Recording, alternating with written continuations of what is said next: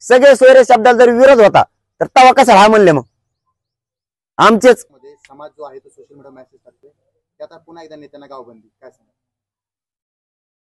काय मिळालं जे लिहित ना ते राजकारणी कोण आहेत काय आहेत ते कारण समाजाला 75 वर्षात सगळ्यात मोठा कायदा सगळ्या सोयऱ्यांचा व्हायला ज्याच्या नोंदी नाहीत त्यांना मग सगळे मराठी आत जाणार आहेत हैदराबादच्या गॅजेटच्या माध्यमातून जाणार आहे त्यामुळे झालंय काय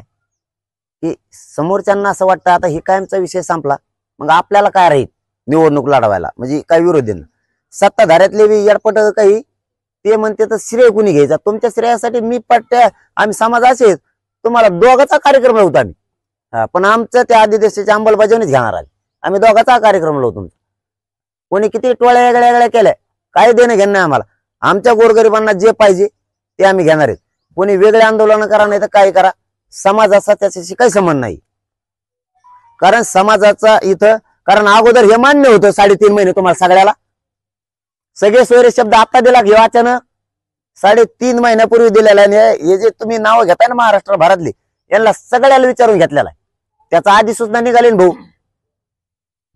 मग कशाला आंदोलन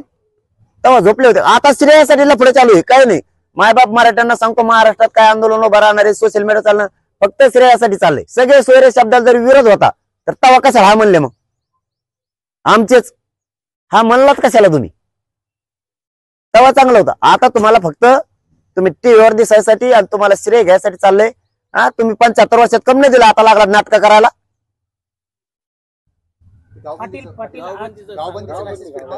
नाही ते मी बघितलं नाही त्याच्यामुळे मी अधिकृत बोलू शकत नाही